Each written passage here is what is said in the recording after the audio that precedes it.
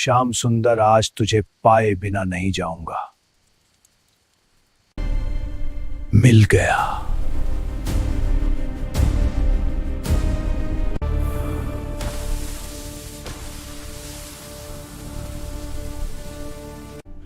बहुत भटका लिया तूने मुझे, अब चुपचाप ये सारे गहने उतार दे। ये अच्छा चाहिए तुम्हें? सब चाहिए। अगर कोई तुमसे कहे कि भगवान को पाने के लिए पूजा नहीं, पागलपन चाहिए, तो क्या तुम मानोगे? अगर कोई कहे कि कभी कभी एक चोर एक पंडित से ज्यादा करीब होता है ईश्वर के, तो क्या तुम विश्वास करोगे? आज की कथा उसी अजीब, उलट देने वाली सच्चाई की है। और हां, अगर आपको ऐसी कहानियां पसंद हैं जो दिल के भीतर तक उतर जाएं, तो आगे बढ़ने से पहले हमारे चैनल को सब्सक्राइब करना न भूलें, क्योंकि अगला मोड़ आपकी सोच बदल सकता है। उत्तर प्रदेश के एक छोटे से गांव माधवपुर में एक वृद्ध साधु रहते थे। उनका नाम था हरिदास शास्त्री। लंबी सफेद दाढ़ी, पतली काया और आंखों में ऐसी शांति जैसे बरसों से भीतर कोई तूफान थम चुका हो। उनका जीवन बहुत सीधा था। सुबह सूरज उगने से पहले उठते, गंगा जल से स्नान, फिर अपनी पुरानी किनारों से घिसी हुई भागवत पुराण की पोथी खोलकर पाठ करते। उनके पास न कोई आश्रम था, न चेलों की भीड़। वे घर घर जाकर कथा सुनाते, बदले में जो मिल जाता उसी में संतोष कर लेते। कभी 2 सूखी रोटियां, कभी थोड़ा चावल, कभी बस एक गिलास छाछ। गांव वाले उन्हें सम्मान देते थे, पर उनकी कथा सुनने वालों की संख्या कम होती जा रही थी। नए जमाने के लोग अब मोबाइल और बाजार में ज्यादा व्यस्त थे, पर हरिदास जी को फर्क नहीं पड़ता था। उनका विश्वास था, जितने लोग सुने उतने ही पर्याप्त हैं। कथा श्रोताओं की गिनती से नहीं, भावना से फल देती है। एक दिन कार्तिक मास की धुंधली शाम थी। आकाश में हल्का कुहासा था।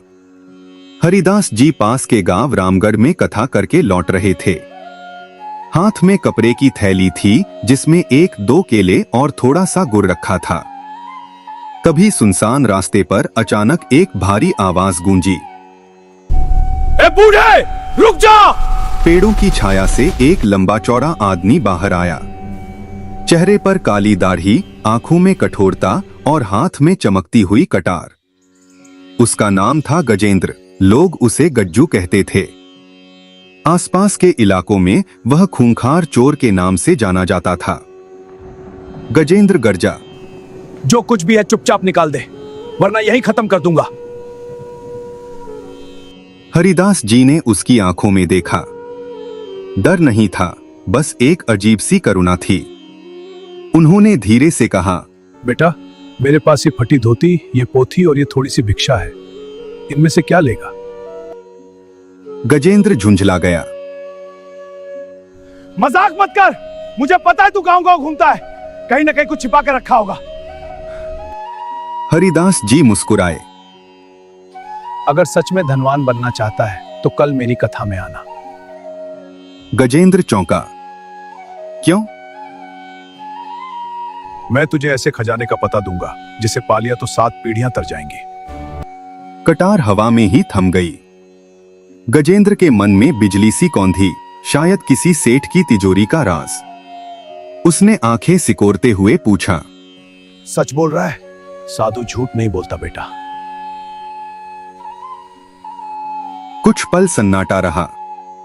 फिर गजेंद्र ने कटार नीचे कर ली। ठीक है, अगर धोखा दिया तो फिर जो उचित समझो करना। हरिदास जी शांति से आगे बढ़ गए और गजेंद्र रात भर जागता रहा। गजेंद्र कोई जन्मजात अपराधी नहीं था। वो कभी एक किसान था। सूखा पड़ा, फसलें चौपट हो गई, कर्ज बढ़ता गया। गांव वालों ने ताने दिए। धीरे धीरे उसके भीतर की आग भड़कती गई। जब दुनिया ने मेरा साथ छोड़ा तो मैं क्यों नियम मानूं? और वो चोरी की राह पर चल पड़ा। उसकी पत्नी सरोज एक सीधी सादी औरत थी। वो अक्सर कहती, छोड़ दो ये सब, भगवान से डरो। गजेंद्र हंस देता। भगवान ने हमारे लिए क्या किया? पर उस रात हरिदास की बात उसके मन में अटक गई। 7 पीढ़ियां तर जाएंगी। ये लालच नहीं था, यह एक जिद बन चुकी थी। अब कुछ जो भी है मुझे पाना ही है। अगले दिन दोपहर को गांव के पीपल के पेड़ के नीचे कथा शुरू हुई। हरिदास शास्त्री व्यासपीठ पर बैठे, आसपास कुछ बूढ़े, कुछ महिलाएं, 2-4 बच्चे। भीड़ में पीछे एक व्यक्ति सिर पर गमछा डालकर बैठा था। वह गजेंद्र था। हरिदास जी ने कथा आरंभ की। भक्तों, बहुत दूर नहीं, यहीं इस धरती पर नदी किनारे एक स्थान है जहां एक दिव्य बालक आता है। उसका नाम है श्याम सुंदर। लोग ध्यान से सुन रहे थे। वह सांवला है, आंखों में अद्भुत चमक है, गले में मणियां, हाथों में कंगन, पायल में मधुर ध्वनि। हर रात वह बरगद के पुराने पेड़ के नीचे अकेला खेलता है। कुछ लोग इसे आध्यात्मिक प्रतीक समझ रहे थे, पर गजेंद्र के लिए यह नक्शा था। हरिदास बोले, जो उसे पाले उसके सारे अभाव मिट जाते हैं। गजेंद्र की मुट्ठियां भींच गईं। आज ही जाऊंगा, उसने मन में कहा। शाम होते ही गजेंद्र घर पहुंचा। सरोज, थोड़ा कुछ खाने को दे दे, आज बड़ा काम है। सरोज ने पूछा, कहाँ जा रहे हो? भाग्य बदलने।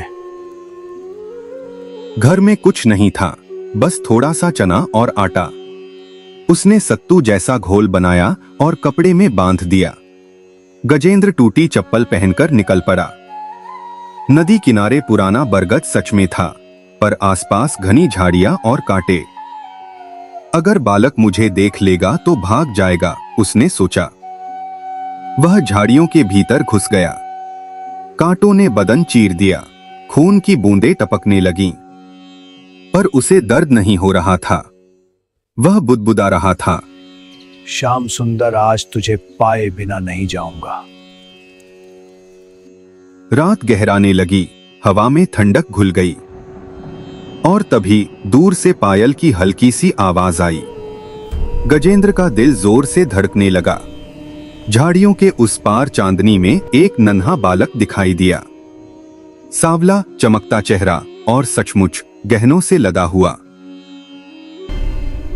मिल गया। वह झाड़ियों से शेर की तरह झपटा और बालक का हाथ पकड़ लिया। वह हांफते हुए बोला, बहुत भटका लिया तूने मुझे, अब चुपचाप ये सारे गहने उतार दे। बालक ने उसकी ओर देखा। वह डर नहीं रहा था, उसकी आंखों में घबराहट नहीं, शरारत थी, जैसे कोई खेल चल रहा हो। अरे भैया, बालक ने हंसकर कहा। भैया, इतनी जल्दी क्या है? उसकी आवाज में ऐसी मधुरता थी कि गजेंद्र का हाथ ढीला पड़ने लगा, पर उसने खुद को संभाला। नाटक मत कर, मुझे पता है तेरे पास खजाना है। ये? अच्छा, चाहिए तुम्हें? सब चाहिए। तो ले लो।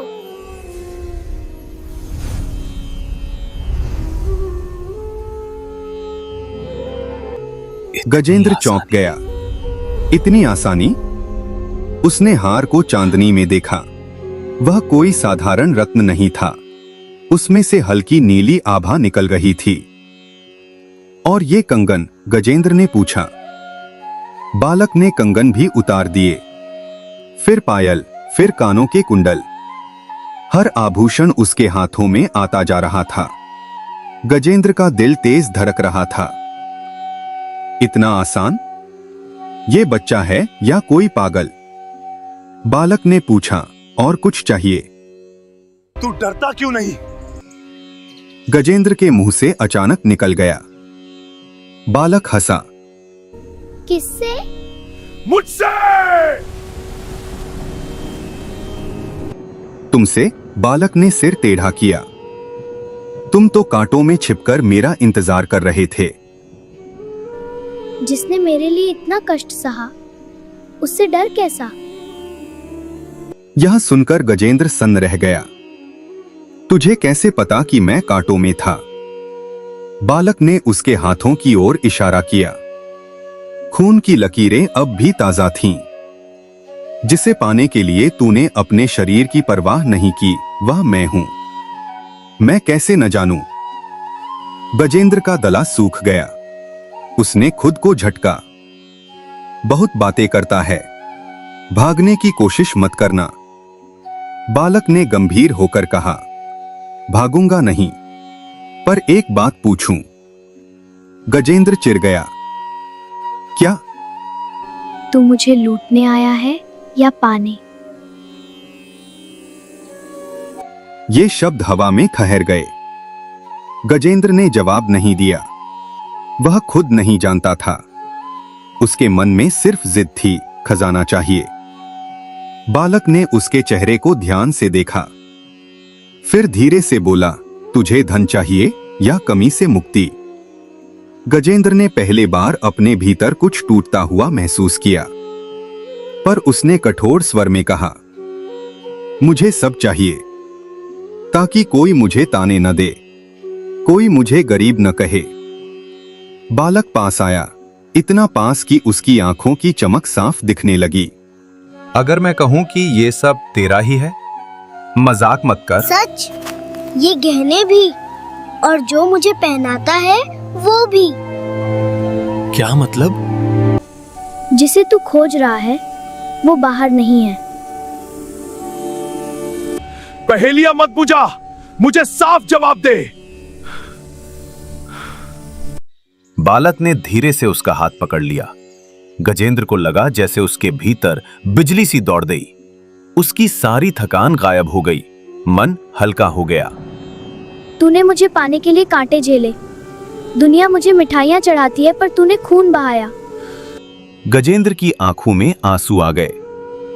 मैं तो तुझे लूटने आया था। पर तू आया तो सही, बालक ने हंसते हुए कहा। कुछ पल दोनों चुप रहे, फिर दूर कहीं उल्लू की आवाज आई। हवा और ठंडी हो गई।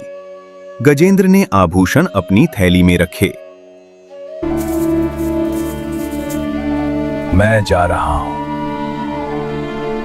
बालक ने सिर हिलाया। कल मिलेंगे। कल? हां, जहां कथा होती है। गजेंद्र का दिल धड़क उठा। तू वहां आएगा? बालक ने शरारती अंदाज में कहा। शायद। और अगले ही पल वह चांदनी में धुंध की तरह विलीन हो गया। अगली सुबह गजेंद्र रात भर सो नहीं पाया। उसने बार बार थैली खोली। रत्न अब भी चमक रहे थे, कोई सपना नहीं था। सुबह होते ही वह सीधे हरिदास शास्त्री की कथा में पहुंचा। भीड़ पहले से थोड़ी ज्यादा थी। गजेंद्र पीछे बैठा रहा। उसकी धड़कन तेज थी। कथा समाप्त होते ही वह आगे आया। लोग उसे पहचानते थे, कुछ फुसफुसाने लगे। ये यहां क्या कर रहा है? गजेंद्र ने बिना कुछ बोले थैली खोली और आधे गहने हरिदास के सामने रख दिए। चमक इतनी तेज थी कि सबकी आंखें चौंधिया गईं। हरिदास स्तब्ध रह गए। ये कहां से? गजेंद्र बोला। आपने बताया था ना, बरगद के नीचे वो बालक। हरिदास का चेहरा पीला पड़ गया। तू सच में गया था? हां, और उसे लूट लाया। भीड़ में सनसनी फैल गई। हरिदास ने कांपते हाथों से एक रत्न उठाया। उसे देखते ही उनकी आंखों से आंसू बह निकले। ये तो दिव्य आभूषण है। मैं उम्र भर कथा करता रहा, मुझे दर्शन नहीं हुए, और तू आके। वो आज फिर आएगा, उसने कहा था। हरिदास ने तुरंत उठकर कहा। चल, अभी चल। फिर वही बरगद दोनों नदी किनारे पहुंचे। दिन का उजाला था, बरगद शांत खड़ा था। हरिदास ने आंखें बंद की। श्याम सुंदर, गजेंद्र ने भी पुकारा। श्याम सुंदर। हरिदास की आंखों में संदेह उतरने लगा। क्या ये सब? तभी अचानक हवा का झोंका आया। बरगद की पत्तियां हिलने लगीं और सामने वही बालक प्रकट हुआ। इस बार वह बिना आभूषणों के था, सादा पर उज्जवल। हरिदास जमीन पर गिर पड़े। प्रभु! उनका शरीर कांप रहा था। गजेंद्र खड़ा रहा। वह बालक को देख रहा था जैसे किसी अपने को देखता है। बालक ने मुस्कुराकर कहा, आज तुम अकेले नहीं आए। गजेंद्र ने पूछा, कल तुम अकेले आए थे, आज इनके लिए क्यों आए? बालक ने हरिदास की ओर देखा। इन्होंने मुझे शास्त्रों में खोजा, तूने मुझे जिद में खोजा। फिर वह गजेंद्र की ओर मुड़ा। तू मुझे लूटने आया था, पर क्या पाया? गजेंद्र ने धीरे से कहा, मैं खुद लुट गया। किससे? आपकी हंसी से, आपकी आंखों से। बालक ने सिर हिलाया। जिस दिन इंसान अपने अहंकार से लुट जाता है, उसी दिन उसे मैं मिल जाता हूं। हरिदास रो रहे थे। प्रभु, मैंने जीवन भर पाठ किए। बालक ने उन्हें उठाया। पाठ बुरे नहीं थे, पर तुम्हारे भीतर चाह थी दर्शन की, और इसे कुछ नहीं चाहिए था, बस पाना था। गजेंद्र ने पूछा, अब क्या करूं? बालक ने उत्तर दिया, जो पाया है उसे संभाल, पर बाहर नहीं, भीतर। इतना कहकर वह धीरे धीरे प्रकाश में बदल गया और फिर गायब। बरगद के नीचे अब सिर्फ दो इंसान खड़े थे, एक पंडित और एक चोर, पर दोनों पहले जैसे नहीं थे। गजेंद्र ने धीरे से कहा, मुझे चोरी छोड़नी होगी, और मुझे अभिमान।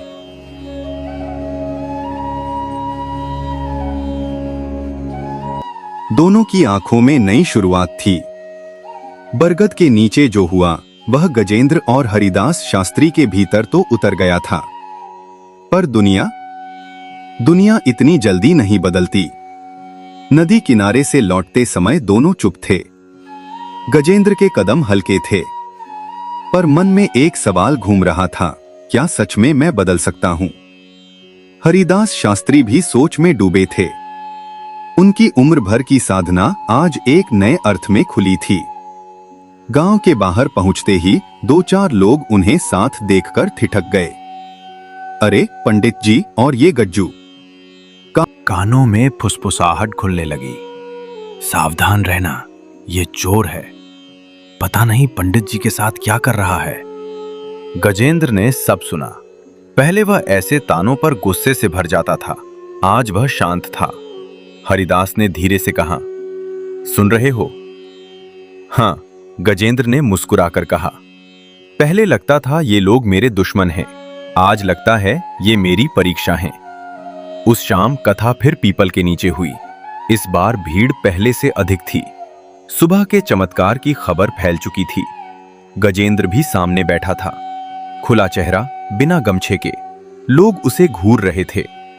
हरिदास शास्त्री ने कथा शुरू की, पर आज उनका स्वर अलग था। भक्तों, उन्होंने कहा, आज मैं शास्त्र नहीं पढ़ूंगा, आज मैं एक घटना सुनाऊंगा। भीड़ चुप हो गई। उन्होंने बरगद वाली पूरी घटना सबके सामने कह दी। कुछ लोग हंसे, कुछ ने अविश्वास से सिर हिलाया, कुछ की आंखें भर आईं। तभी गजेंद्र उठा। उसने अपनी थैली निकाली और जो दिव्य आभूषण बचे थे सबके सामने रख दिए। ये मैंने लूटे थे, उसने साफ आवाज में कहा, पर ये मेरे नहीं हैं। ये किसी इंसानी खजाने के नहीं हैं। ये मुझे याद दिलाने के लिए हैं कि मैं कौन था और क्या बन सकता हूं। भीड़ सन्न थी। गांव का मुखिया बोला, ये सब नाटक है, चोर कभी नहीं बदलता। गजेंद्र ने उसकी ओर देखा। पहले होता तो भिड़ जाता, आज उसने सिर झुका दिया। सही कहते हो, उसने शांत स्वर में कहा। मैंने गलतियां की हैं, सजा भी भुगतूंगा, पर अब चोरी नहीं करूंगा।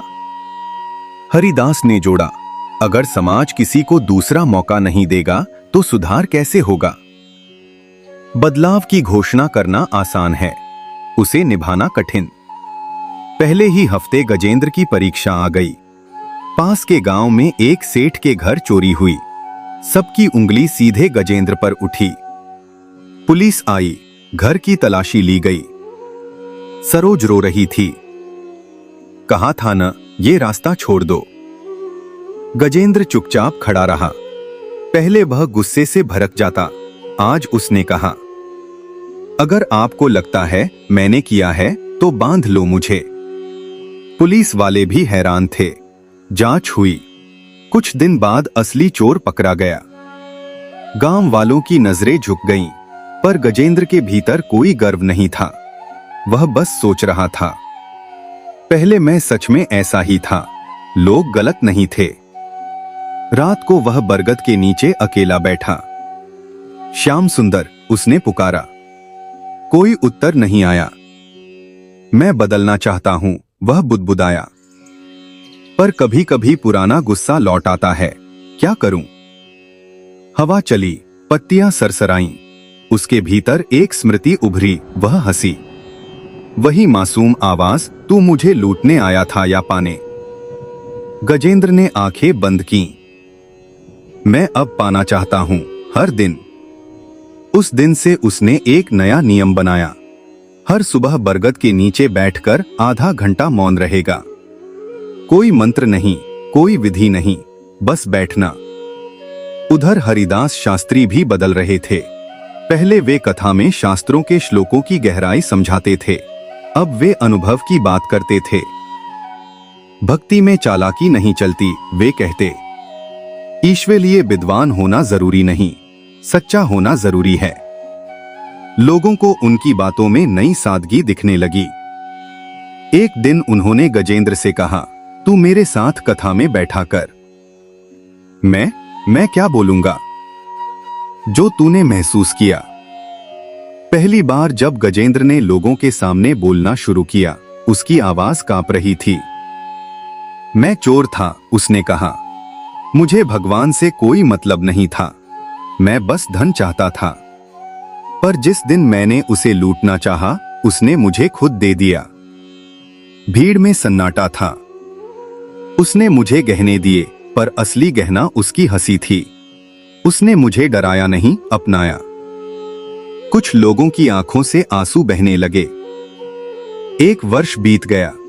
गजेंद्र अब खेतों में मजदूरी करता था। कमाता कम था, पर चैन से सोता था। एक रात कार्तिक पूर्णिमा को वह फिर बरगद के नीचे बैठा था।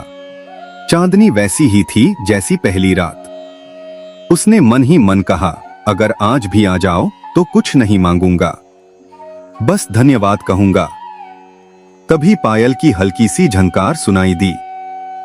उसने आंखें खोली। वही बालक सामने खड़ा था, पर इस बार गहने नहीं थे, सिर्फ एक सादा वस्त्र और वही मुस्कान। अब क्या लूटने आया है?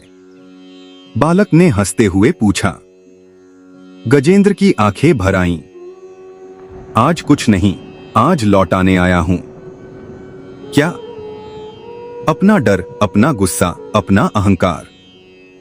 बालक ने पास आकर उसके सिर पर हाथ रखा। तूने समझ लिया, उसने कहा। क्या? मैं बाहर नहीं हूं, मैं तेरे भीतर हूं। गजेंद्र के भीतर जैसे प्रकाश फैल गया। वह कुछ बोल नहीं पाया। जब उसने आंखें खोली, बालक गायब था। पर इस बार खालीपन नहीं था, एक स्थिर शांति थी। धीरे धीरे लोग गजेंद्र को चोर नहीं, भक्त कहने लगे। कोई समस्या होती तो उसके पास सलाह लेने आते। वह बस एक ही बात कहता, सच में चाहो तो भगवान मिलते हैं, पर चालाकी से नहीं, सादगी से। हरिदास शास्त्री वृद्ध हो चुके थे। एक दिन उन्होंने गजेंद्र का हाथ पकड़कर कहा, मेरी कथा अब तू आगे बढ़ाना। मैं तो पढ़ा लिखा भी नहीं। तूने जो सीखा है वह किताबों में नहीं मिलता।